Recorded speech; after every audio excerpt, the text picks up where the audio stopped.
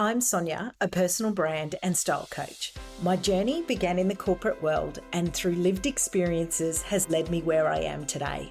I've walked in those uncomfortable shoes, faced the same challenges and questioned my path to professional success while simultaneously navigating my personal style journey and the challenges that each decade brings. I wholeheartedly believe in the fusion of personal brand and style strategy. My mission here is to provide you with practical, actionable strategies and lived experiences to help you unlock your next level of success through the power of personal brand and style. Let's get started. Welcome to another episode of the Style and Strategy podcast. Firstly, I really just want to thank so many of you for tuning in every week and listening into the interviews, or where it comes to me providing some advice around my advice and insights, I would say, around your personal brand and style. We actually hit the top 100 in the careers Apple Podcast this week. So super proud of that, but that wouldn't have been the case without, all of you really just tuning in every week, as well as all the amazing guests that I've had on. And I just really wanted to say thank you. And I really do hope that you continue to enjoy what I'm bringing to you. So today's episode is actually something close to my heart because I have been going through a little bit of an evolution personally. And as part of that, what I've noticed is it's my own personal brand and my own style has started to navigate through this transition. So I have been starting to work from home a little bit more than I had in the past. So many of you know that I run both group programs and I do a lot of one-on-ones as well, but a lot of that has been done virtually over Zoom, which has been amazing and absolutely incredible, working with so many different women from all over the world and in Australia, across Australia as well.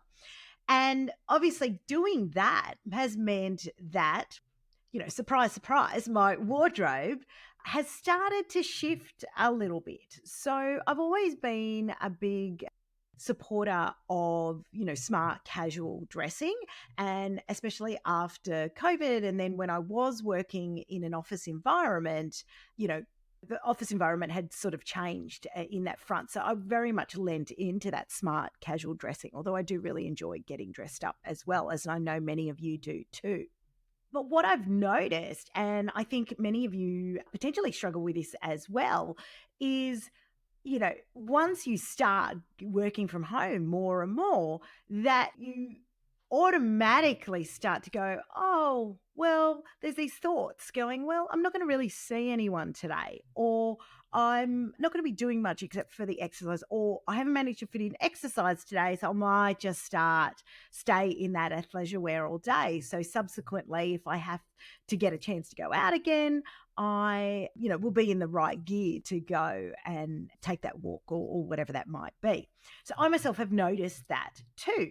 So that's sort of one thing that's happening. And the second thing is really looking at my own brand and the business brand and looking at evolving that too. But more about that as we head into 2025.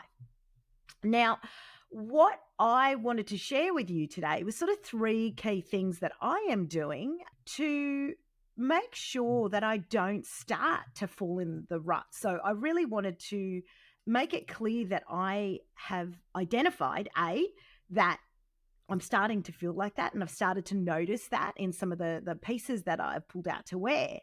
But so stage one is actually identifying it and saying, oh, hang on, something's going on here. Two is so capturing or identifying that thought. Two is actually then going, okay, I know that's going on. So what does that actually mean? Where do I want to actually take this? So actually starting to think about some deliberate actions, because what I find can happen is if we don't catch that thought, then you can start to fall into this rut really when it comes to your brand and your style, in that you start to wear those same pieces, not because they make you feel amazing or they really align with your brand. It's just because it started to become a habit. And so what I've started to do is go, okay, I need to take a step back because I've identified that and really sit down and rethink about, well, what does my lifestyle look like now? What do I need to consider around that? Like, what do I need? Functionality, comfort. I still want to look elevated, things like that. What is it? And what have I got in my wardrobe that will still align to those functions? But then most importantly, where do I want to go? What does it need to look like going forward? And why is it that some of those pieces that I'm defaulting to not feeling like they work for me anymore? And that's really just a couple of the key things that are going through my mind. So the second thing that I really want you to start to think about is all around identifying that future state.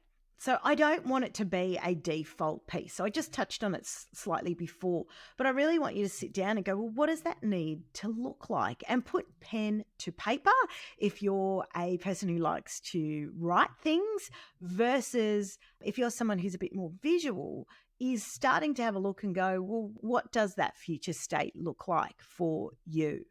And that might be in the form of what I would describe a mood board, a vision board, something like that. Or even looking at individuals where that style sort of aligns or that brand really resonates for you. And the reason why I say that is because you want to be really clear on your direction, because there's no point just going, this isn't working for me and I really want to go and, refresh here or elevate, and then go, I'm just going to go out shopping and see what inspires me out there.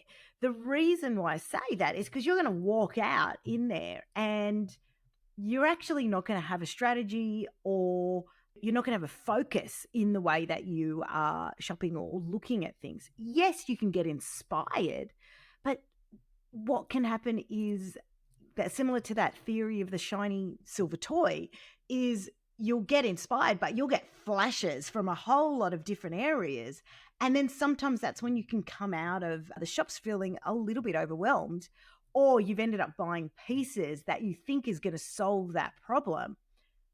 But in the end, it's coming back and you're finding, I'm still reverting back to where I was because your strategy wasn't clear. So I really want you to be clear around that. And so that's what I'm spending a little bit more time doing now as I've ventured into this sort of new space for me. What does that look like? And then most importantly, as sort of stage 3 for me is, well, how do I then look about dialing these pieces up and dialing these pieces down, or this concept that I call the ladder of elevation? And that becomes really important because I want return on investment, right? You don't want pieces sitting in your wardrobe that are just there for one-time things, because you're not going to get maximum value. Yes, you're always going to have those special sort of event pieces or things like that. But if that's making up 80% of your wardrobe, then you're always going to feel like, oh, I've got all these nice pieces, but I really don't have anything to wear. And that's a pretty common theme that I see there. So coming back to this transition that I'm going through, they're really the 3 key areas that I'm going to start to focus on as I start to tilt where I'm going. So there still will be a real focus on that smart, casual dressing and style, trying to get that maximum value from what I'm wearing.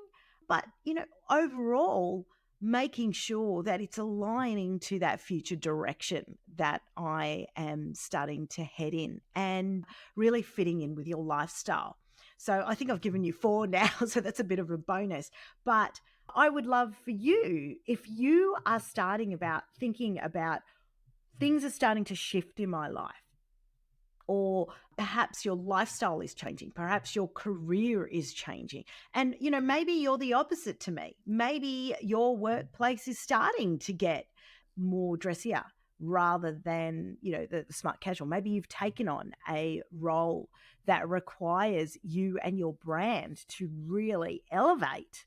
And that requires, similar to those 4 strategies that I talked about, it does require you to sit down and go, well, am I dressing for that person who is in that role, or that person who is, want to be seen in a particular light?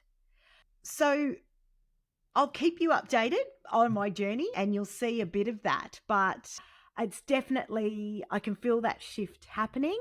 And I really just wanted to share with you that it's absolutely normal. We all go through these. And even myself as a personal brand strategist and style expert, for me, it's just about identifying those shifts. And I want you to start to recognize that too, because that sometimes is one of the reasons why we feel a little bit circular when it comes to our style, because something's starting, to change, or we're aspiring to something different. And then it's really about taking a step back and taking stock to be able to move forward again. Anyway, so I hope that you've enjoyed that little insight as to what's happening behind the scenes. And I've actually got a free wardrobe checklist that I have put together that might help you a little bit if you've got that vision already clear, but you're thinking about, well, what are those core pieces that I really need to be able to mix and match and do a lot more of. So I will put the details of that in the show notes, and go grab your free copy and let me know how you go. Thank you so much for being part of this inspiring episode.